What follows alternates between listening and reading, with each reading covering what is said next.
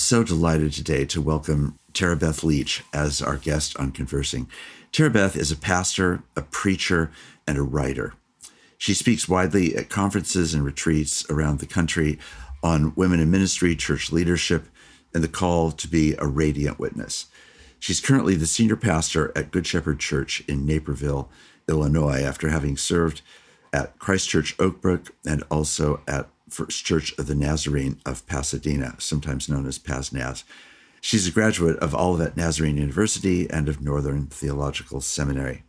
She's also written some books, which I want to commend. Emboldened is the title of one, Radiant Church, and 40 Days on Being a Six, which is a reference to being an Enneagram 6, I do believe.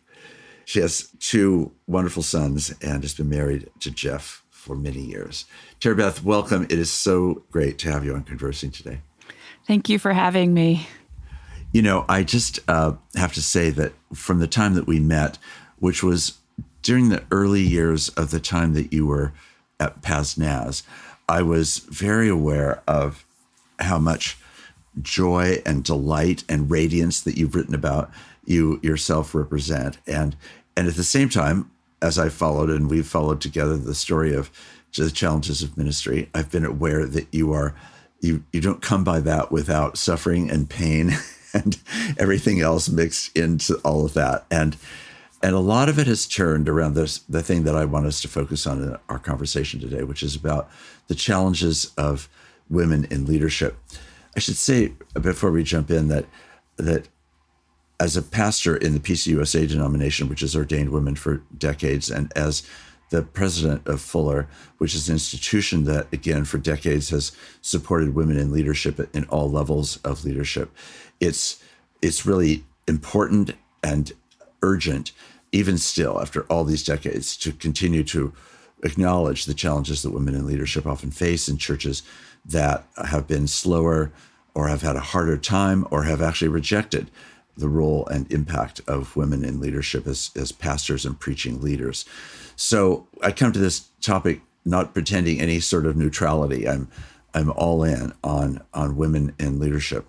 And yet I know that there's both giftedness for that and challenges to that. So you've done so much reflection about it. It's why having you as a guest today is such a delightful gift. So you have just begun in the last couple of months a wholly new position as the senior pastor of Good Shepherd Church in Naperville. How's it going? Let's just start with the very beginning of where you are right now. Yeah, well, right now I'm sitting in my office in Naperville at a church where I began working as a youth leader many, many years ago, a church that sent me to seminary, a church where my children were baptized, a church where I had my babies and started raising them here. And when we were called out years ago, we never, ever imagined that we would be coming back. And so today, this is May 2023, I am overwhelmed with gratitude, with the joy in this place, with the Holy Spirit momentum and energy that we are experiencing, and it is a thrill that I get to do this again. Wow, what an amazing thing. I've done a similar thing myself, so I understand that journey of being formed deeply earlier in my life and then getting the privilege of being able to return to a church, which in my case was First Pres Berkeley. Tell us about the early formation when you were first there and where the church is now as you step in as its senior pastor. Yeah, so this was the church that I returned to ministry after a season of thinking that I didn't want to be in ministry any longer. I had been in youth ministry for several years, and I also was a competitive horse rider and horse trainer. And so I went through a season where in my mind, I was going to leave ministry and I was going to train horses and continue on in that industry. But I remember being out training and riding. I was riding north of 9 horses a day, and in many ways, chasing the dream of a horse girl. And I'd be out there in the field with the horse, and all I could think about was preaching. All I could think about was returning to the pulpit. And so my husband and I were living in the western suburbs of Chicago, and I started to just look around. I thought, I wonder what's out there. And I came across an online posting back in 2008 of a church called Good Shepherd, and they were looking for a high school youth minister. And I thought, I wonder what that is. And I sent off my resume, but, I sent off my resume to probably 9 other churches. I ended up interviewing at several. And when I came to Good Shepherd to visit, my husband and I did one of those secret incognito visits. And it was the energy in this place that captivated us. Good Shepherd has always been a place that is marked by joy and is known for their joy. We were immediately welcomed. The pastors came and gave us such a warm welcome. And I remember standing at the time, they were launching a new contemporary service in their gymnasium. And Jeff and I standing down there and just being so just captivated by the spirit of worship and praise and joy. I remember thinking, this is a place where I want to serve. And so ended up interviewing and signed on to become their new high school youth minister. And the lead pastor at the time, several months later, he came and was peeking around the corner and watching me do a message to the students. And he said, we should have you preach on a Sunday morning. And I was terrified at that idea and also so excited because this would have been the biggest church I'd ever preached in. And I remember thinking I was in my early 20s thinking, oh no, I'll surely screw it up. Like, there's just no way that I can preach in front of all these people. I was used to preaching in front of high school students and not adults. Right. But he began to speak words of encouragement to me and came alongside of me. And so I ended up preaching my very first sermon in August after only being here for a few months. And the pastors at the time, came alongside of me and they kept giving me more opportunities to preach. And they kept coming alongside of me and mentoring me and encouraging me and telling me that they believe in me and telling me that they see gifts in me. And I remember being just so overwhelmed. And the church was embracing it. The church was embracing me. And then they sent me to seminary. The pastor really just began to speak life into me, that he believed that I had a long journey of flourishing in ministry. I remember one time he said to me, and again, I'm in my 20s, he said, one of these days, I'm going to be sitting in my rocking chair on my porch with Idalyn, his wife, and he said, and I'm going to be saying to her, remember when we knew Tara Beth? But that just paints a picture. That just paints a picture of how these pastors just lifted me up and threw open the doors and sat me at the table and emboldened me. I write about these pastors in the book, Emboldened, in fact, and how this church was a greenhouse for me. I call this church a greenhouse all the time, of like a young tree. They nurtured me and they watched me. I made so many mistakes in the pulpit. Mark, I got to tell you one mistake I made in the pulpit here. One of my first times standing up before the people, in my mind, I was thinking, oh my goodness, I love this church so much. And I was thinking, this is my church. This is my church. I love this church. And so I was doing the call to worship, and I was wanting to say, it's so good to be together as the body of Christ and how much I love my church. But for some reason, it all came out. And I said, good morning, Good Shepherd Church. It's so good to come together and worship my body.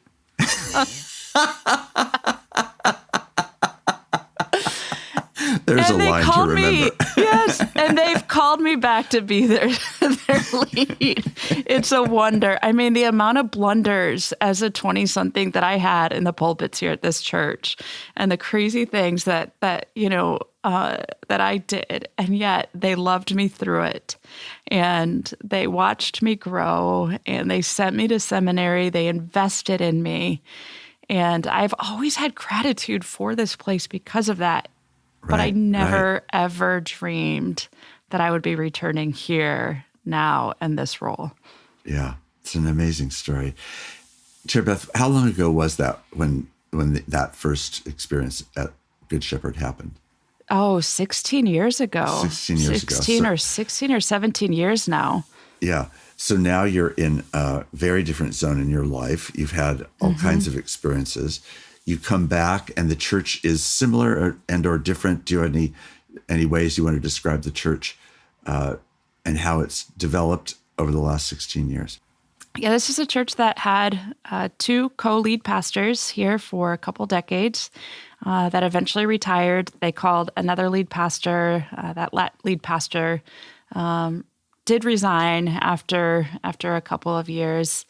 And so that took the church through a season of wilderness, a lot of pain, a lot of desert experiences, which I believe was incredibly formative for them. And I don't know if they would have been ready for me had they not gone through that. Just like all of us, and just like we see in the Israelites, it's in the wilderness spaces that God forms us and shapes us. Because this was a church that always just kind of had this upward momentum of growth and flourishing and energy. And then for them to be in the wilderness like that was incredibly painful for them. And so when I started coming into contact with them last year, my heart was grieving for them, for all the pain that they were going through. They were without a pastor, and they had gone through some turmoil with some unfortunate events also happening within the staff. And it was creating a lot of disorientation. And I would say that the staff and the congregation was feeling disoriented. So when I came to them, I was filling the pulpit for them a couple of times as a guest preacher. And one of the things that stood out to me was they were, even with all of the pain, it reminded me of the community of the Beatitudes. Where they were still experiencing the blessings of God, even in the pain. And I don't mean like blessings in a metric sort of way, like a measurable metric, but a more that they were still like trusting and clinging to Jesus, even as the floodwaters were rising, and even as the rains were coming down, and even as they were wandering in the wilderness. These were a people that still continued to faithfully cling to Jesus and trust that God would get them through the wilderness. And it really, what stood out to me was, it really was, you could feel it when I would come into this place and in worship and the singing. I mean, a few times I would just stop and I wouldn't sing and I would just hear them singing. I mean, this was a community that was singing from a place of longing and expectation and desperation. And when I came in May, they immediately reached out to me and said, "Hey, would you consider being our lead pastor? Would you consider candidating, interviewing for that?" And I thought about it for a moment. I prayed about it, but then my answer was no. And my answer was no because I didn't know if I was ready to be a lead pastor again. Mark, I have been doing a lot of healing and reflecting over the last 2.5 years, wondering if some of these larger churches can really welcome a female lead pastor without it being too controversial. And I committed to myself that I would never lead a church again if there was any hint of controversy, not just for my own soul, but for other women that were watching and also for the church. I don't want to be a trailblazer for the sake of being a trailblazer and rip a church apart as a result. And so I was really, really cautious. And also go ahead. Just Good Shepherd had never had a female senior pastor. Is that right? Good Shepherd had never had a female senior pastor. That's right. Had it had female associate pastors? Years ago. Years ago. So really it had just been a male staff of pastors, essentially. Yes. Yes. Strong female presence, lots of female preachers, just not ordained clergy. So there were women preaching, a couple times a month in the pulpit here for the last decade and a half. Got it. So that's very significant. Yes. Yeah. Yeah, that's right. And I didn't want to do this if it was just going to be trailblazing, because for me, that's not what I'm out to do. I'm out to pastor and to shepherd a people. And I think that it's really, really important that churches are ready. If they're going to welcome a female lead, they need to be ready, because I don't want to make this about conversations about gender. I just want to pastor. Right. So, and also that compounding with the hard times that they'd been through, I just didn't know if I wanted to do that. So I said no. Yes. And I have been on a season of healing and reflecting. I've been going to therapy for the last 2.5 years. I've been, seeing a spiritual director. I have been doing a lot of resting and discerning. And so, months go by and they call me again and I say, I don't think so. But then I came back and I preached in December. And when I preached here in December, I remember just at one point looking out at the congregation and again, still seeing the community of Beatitudes, where these were people still clinging to Jesus. And I looked out at them and just felt such a strong impression in my heart.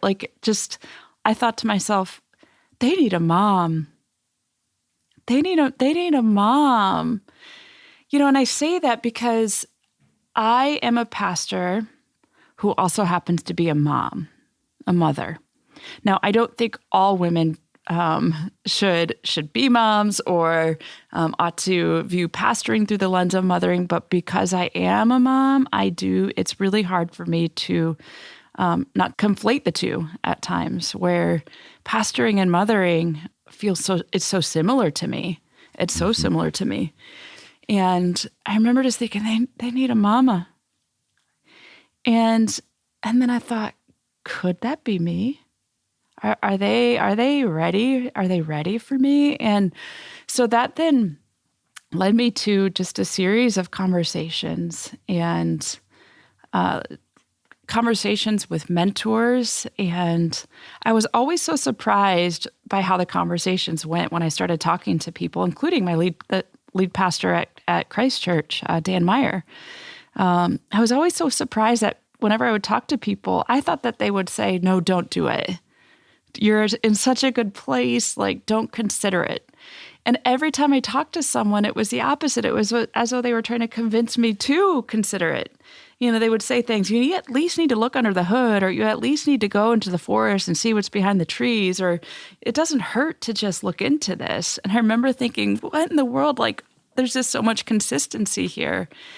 And I had been, I remember there's a friend sent me a song called A Sound Mind by Melissa Hessler. And I listened to the song and just wept and thought, okay, I at least need to go into the forest and see what's behind the trees. And in December, I think it was about December 23rd, I said, okay, guys, I reached out to the search committee and said, all right, let's have a conversation about having a conversation. Let's look into this. And boy, it felt like after that, I slipped and fell on top of a speedboat, and that speedboat left the shore, and it went so fast because after 7 interviews with the search committee, they then presented my name to the council, which then they presented my name in February to the church, which then in end of February, the church voted, and 98.9% vote of affirmation, which, oh my gosh, to me just, wow, that's when I realized, no, they really are ready. And I remember years ago, a female mentor of mine said that most women will get an 80% vote of affirmation, and that's good. and that you need to go in with an 80% vote of affirmation and be grateful, by golly, because that is wonderful. And so I always believed in my mind that that's just what I'm going to have to face, that 20% of the church is just not going to be on board, that a lot of people are going to leave in the beginning, but, you just got to get through that early phase. And that was the narrative in the tape that I kept playing in my mind. And everything that I have been telling myself and believing over the last decade about women lead pastors and what I would have to experience has been rewritten. There's a new story being written. And not only have people not left, but it's been the opposite. People are coming. Great. And we're experiencing flourishing, and people are rallying, and they're excited, and God is really doing a new and beautiful thing. So, Chair Beth, does that mean then being the first woman senior pastor almost takes off the table from your point of view, the being a woman part? Not that you're going to not be a woman, but meaning, unlike other churches that you've served where that has been so front and center as a primary crisis, Yes. Does it almost remove it so that really Yes. then you are just getting on with the work of being the pastor shepherd that you had said you want to be? That's right. That's right. We have had no one is talking about it. No one is talking about whether or not this was okay, whether or not this was biblical, whether or not they could do a female lead pastor. It's not front and center like it has been before. It's just normal. And I am getting to be me and pastor. I wake up every day and I feel like I am made for this.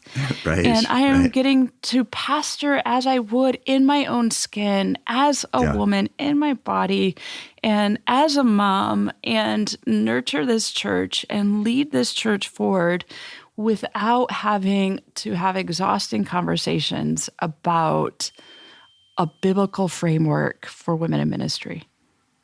So it's a season of tremendous liberation in all those ways. Yes, tremendous Amazing. liberation. Yeah. Yes, a thrill, a joy. Yes. So is that slightly disorienting, or does it just feel natural and it's fading even in your own mind as a sort of thing to be worried or concerned about? It has been very disorienting, but in a good way. Yeah. So, Mark, when I want to say up until Easter Sunday, so Easter Sunday was my fourth Sunday here at Good Shepherd. And I have been keeping everything at an arm's length. My heart was so protected and guarded going into this. I was afraid to believe that this would go well. I was afraid to believe that people would embrace me. And so I came in here, leading my best, pastoring as I know how, while still believing that this was going to still be hard. And I remember Easter Sunday going home and just collapsing and weeping, crying, because I realized that it was okay. It was like God was saying to me, it's okay to be excited. It's okay to feel the joy. It's okay. It's okay to believe that this can go well, that this doesn't have to be the story that you thought that it would be. And the Spirit was just giving me permission to embrace the joy of this moment, of this season, and of the journey. Amazing. So the disorientation, it's been a holy disorientation. Yes, totally a holy disorientation.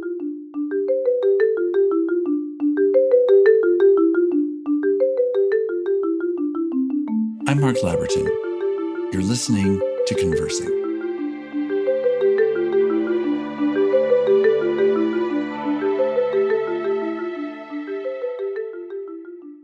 Tara Beth, for the sake of our listeners, I think it feels important to give them some idea of some of the challenges you faced in the past so that they can understand the significance of what you've just been so beautifully describing.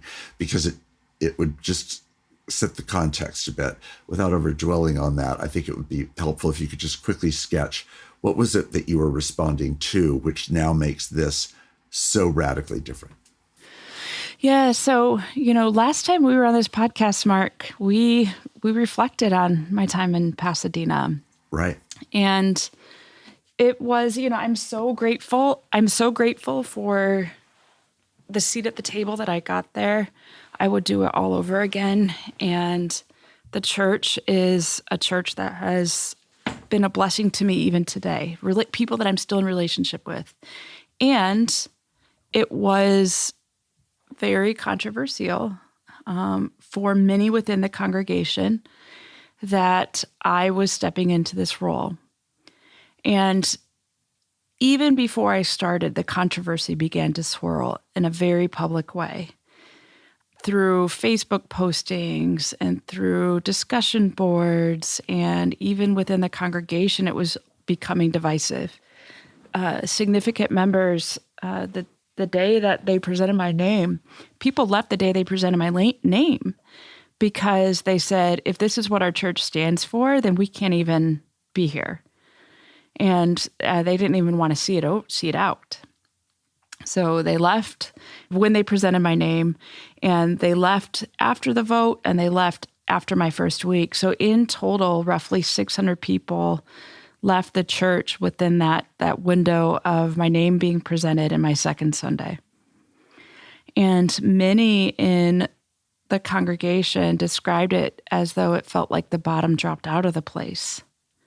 And it was painful.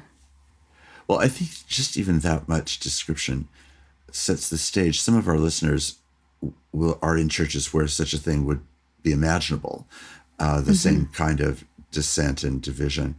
And many of our listeners would not.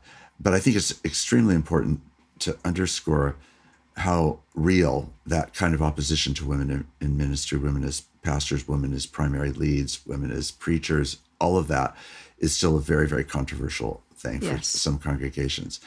And what you've experienced in a way is the yin and the yang of these two positions. On the one hand, you can take the position that was so divisive and full of very painful experiences, both for you and for plenty of people in the congregation. And at the same time, now you're in a context of the exact opposite, where it's a non-issue and where you're free and liberated to be who you are and to simply get on with the work. Right. And I just want to pause and say to the listeners that any of you who are women who are facing the first experience that Tara Beth is referring to when she was in Pasadena and now this contrasting experience, I hope are taking heart in the fact that both things are real and present, but it's not only one scenario or the other scenario. It's really both. And so you and I have talked about maybe periodically checking in, especially in this first year or two, as the first woman leader in this church. All is well at this moment. We're hearing a tremendous degree of freedom, which I actually expect will continue. So I don't say this next part skeptically. But the story is yet to be written about how this continues to unfold, right? Yes. So it'll be very interesting to just hear how this goes. And if in fact it surprises you and comes back as an issue, which based on what you've said, I would find doubtful.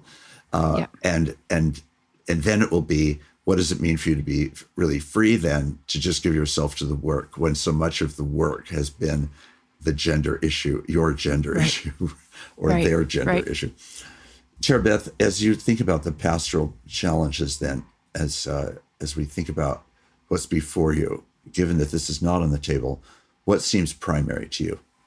Yeah, so primary right now for me is nurturing this church towards health and healing. From the gap that they had and the difficulty with the transition. That's right. Yeah. I think there's a lot of things that still need reconciling and healing. There's a lot of, in particular within the staff, it created just a lot of disorientation for the staff within that gap. And so, primarily, like right now, we're working on a lot of staff culture things. And reflecting as a staff the kind of values that we want to have. One of the things that we keep returning to is I keep saying to the staff, if we were a staff where the kingdom of God is fully here, the kingdom of God in our staff as it is in heaven, what would that look like? And where are we now? And where is God calling us to go to embody that? Because then we believe that then will, of course, that's going to, culture trickles. Right. And so it's really, really important for me that the team that I'm working with and that my colleagues and the staff here are embodying the ways of the kingdom in the offices and the hallways and in the corners. And then, within the congregation, it's been a lot of meeting with folks, listening to them, hearing some of their pain points that they've experienced over the last couple of years and holding that space for them.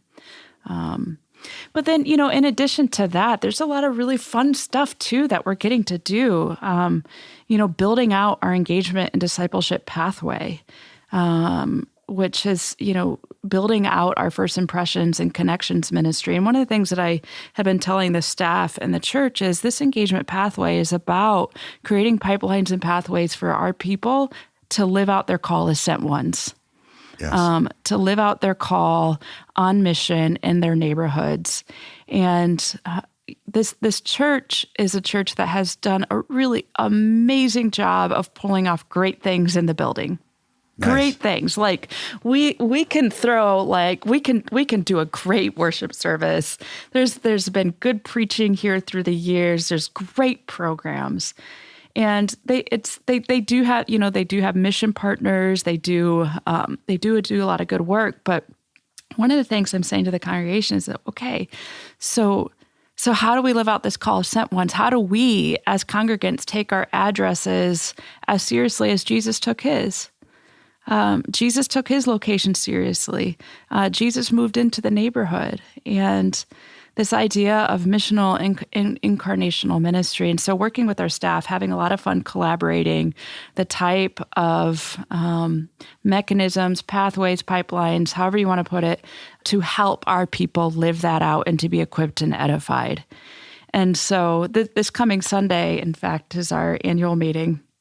Which, by the way, it's kind of wild having an annual meeting 6 weeks in and writing an annual report 6 weeks in. But at the same time, it's exciting because I get to share just some of those early ideas of our vision as a church. And I invite them to dream the possibilities that God has for us, to dream the dreams that God is dreaming for us, to imagine the things that God is imagining for us. And so while, it's not going to be a baked vision, we can talk about some of the ingredients that I think God is stirring up and cooking up here. Right. Chair Beth, one of the things that I'm struck by is that in the 2.5-year gap you had between your time in Pasadena and now your time at Good Shepherd, you had the privilege of being on the staff with Dan Meyer at Christ Church Oak Brook. But you also had the trauma and sadness and pain of your father's passing and of your mom facing some very serious medical conditions herself. And you have the healing that you yourself needed to go to. So your ability to move in freshly does not seem to be being struck by all of the baggage of such painful experiences that you had in Pasadena. I think all of us know that we carry baggage from one experience to the next. And some of that is good baggage and some of that's not good baggage. So I'm curious, as you're just starting, how do you find the baggage of the past accompanying you or not accompanying you? Is it in terms of your own inner orientation, instincts, perhaps inhibitions or fears or whatever? How is that going, and what do you think you've learned about that process of both learning from and purging the past? I love that question so much. Well, first of all, just back to how you frame this up, I could not do this had I not had that 2.5-year gap. Right. I have said for a long time that when I think of the type of pastor that I want to be, it looks a lot like Dan Meyer. And Dan Meyer has been a massive influence in my life and incredibly formative for how I think about shepherding and pastoring. Yes. And just for so our listeners' sake, yeah. just let me pause for a moment and say Dan Meyer is the pastor of Christ Church Oak Brook, as Tara Beth referred to earlier. He's been serving at Christ Church for, I think it's about 25 years. Yes. And he has done this extraordinary job in a congregation that has tremendous size and reach and capacity. But he really is, I think, for me too, an exemplary pastor in so many significant ways. And you'd been on the staff before, and then you came back for this 2.5 year period. So go on now and describe a bit more about what you were saying. Yeah. So Dan is an incredibly, first of all, every time I'm around him, I feel like I need a dictionary, because he just always has a new word. But to say that he is so thoughtful, he is so reflective, and such incredibly robust theological underpinnings behind what he does. Like nothing is ever without a theological framework. The guy writes a white paper for everything. And what I loved about that is what that taught me was that any decision, anything he did wasn't without a lot of reflection, without a lot of theological reflection and application and prayer and discernment. And what also I learned from him was Dan is the master of differentiation. And I would say that years ago, probably in Pasadena, I was the master of enmeshment with my emotions. And meaning, and so for our listeners, I'm kind of getting into some Steve Cuss language, Managing Leadership Anxiety, incredible book. And though I know he's not the creator of these ideas, but, one of the things he talks about is in times of stress, when we're around big emotions, he said, we're either going to respond enmeshed or detached often. And an enmeshment would mean that we're internalizing all the emotions in the room and the people that we are with who are also stressed, and it's bleeding out, right? In really unhealthy ways. Yes. Or we're going to be detached where we're unable to show any empathy and engagement. Yes. In Pasadena, some of the reflection that I've done over the last 2.5 years is I did a lot of bleeding out work. I think that I was working my pain out in real time, sometimes in the pulpit. I was working my pain out sometimes in real time in my writing and my tweeting. And I believe that God sat me down the last 2.5 years and to watch and to learn and to listen and to work through my pain and to heal from my pain. And I would often watch Dan in stressful situations and just see how differentiated he is. By the way, so this idea of differentiation is where we're able to be present in the moment during anxious times while showing empathy and showing care and showing compassion, but there's a strength in that. Yes. And God has been developing that muscle in me over the last 2.5 years. And I don't think pastors, I think one of the reasons why pastors burn out is because they're incredibly enmeshed with the emotions and the pulse of the congregation. It's not sustainable. It's right. not sustainable because, you're here, right now you're hearing me talk about how well things are going at Good Shepherd, but we're in the honeymoon phase. And Mark Quanstrom, my podcast partner for the Pastor's Table, said to me, he said, sometimes couples are always in a honeymoon. Maybe you'll always be in a honeymoon at Good Shepherd. And I said, yeah, maybe. I doubt it. But so, over these last 2.5 years, I think God has readied me to come into this with a sense of reflection that everything, all the pain that we endured in Pasadena, wasn't that I was just receiving all these arrows and I was just a total victim. God has reflected me on the ways that God has been teaching me on the ways that I was also bleeding out, and it was impacting my pastoring and my leadership. And so coming into this, I have a lot more grounding of a sense of who I am today, who I am as a pastor. And, one of the things my therapist often says is when I start to replay the tapes of what might happen is she'll say, okay, let's talk about why this is not Paz-Naz, or why this isn't that, and why this is different. What's different about this? And then we'll go through the list, and that reorients me and grounds me back into reality. Right. Well, I think what you're getting at is so important.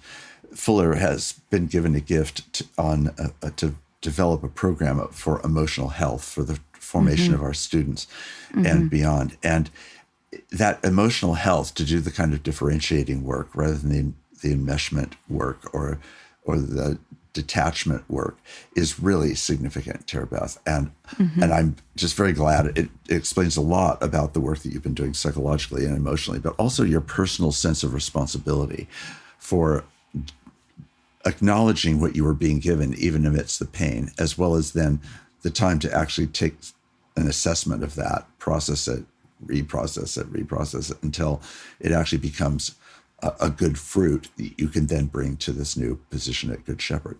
Yeah. And I, just even becoming aware of my emotions. I probably thought I was really emotionally intelligent 10 years ago. But I don't think I think God knew that I had a long ways to go in being able to name my emotions, name as Steve Carter often says, the thing beneath the thing. What's really going on, and being aware of how that might be bleeding out as a leader. And so just the work of therapy over the last 8 years has been profoundly formative for me, and being aware even just of triggers, triggers from past traumas that I was projecting into the present and was reacting and acting that out. And so all that to say, Mark, I feel like more ready for this than ever. And I know that God is going to continue to grow me, continue to throw up mirrors and help me grow in self-awareness. But man, I hope I do that through every quarter of life. Right.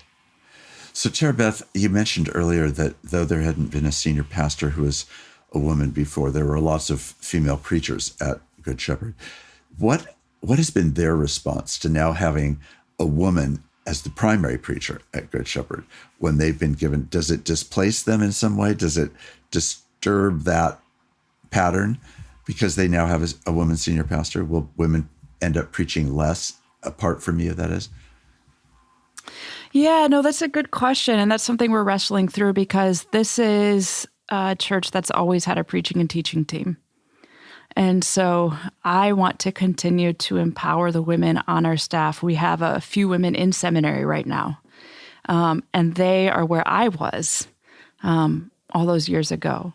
And Right. So I feel a responsibility to continue to develop and embolden and empower all the preachers on our staff. Yes. And so right now I am preaching every week, but right after Pentecost, we're going to start reintroducing our preaching team. Yes. And so I hope not. I hope that all of our preachers on staff continue to feel empowered and emboldened and developed, because Right. I wouldn't be here if pastors had not done that for me. Right. Amen. Yeah, I've had the same experience of being invited into spaces far earlier than I would have ever imagined, and the opportunity and significance of that shaped the rest of my life. Very parallel, honestly, to what you're describing. And I do think that the willingness of any generation to invite younger people as far in and as deeply in as possible is really significant. And it is part of what builds the depth of formation that then can stand the longer haul. If suddenly that hasn't really happened, you then get thrown into a senior position without that depth of experience. It's really significant. I was talking just recently to somebody whose preaching I greatly admire. He's not someone that I have known.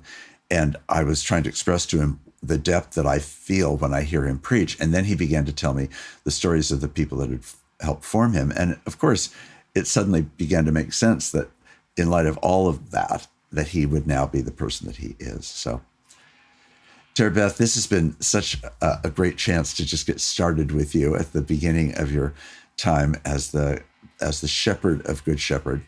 And I am really, really honored and thankful for you and for the work that you've done, both in Pasadena and in the interim and now at Good Shepherd. And I think it's going to be very exciting and wonderful to see how this unfolds. And we will check back in periodically to just get an update. How is this story unfolding? How are the challenges different, the same? What's unfolding? Because I think at a time when the church is facing so many challenges and where there's so many people who feel disconnected from church, to understand the process of leadership right now, especially women's leadership, to me feels particularly wonderful and joyful in your case, even as I know in the larger landscape, it's often extremely hard and challenging. So God bless you, and thank you so much for this conversation today. Thank you, Mark, for having me, and God bless you.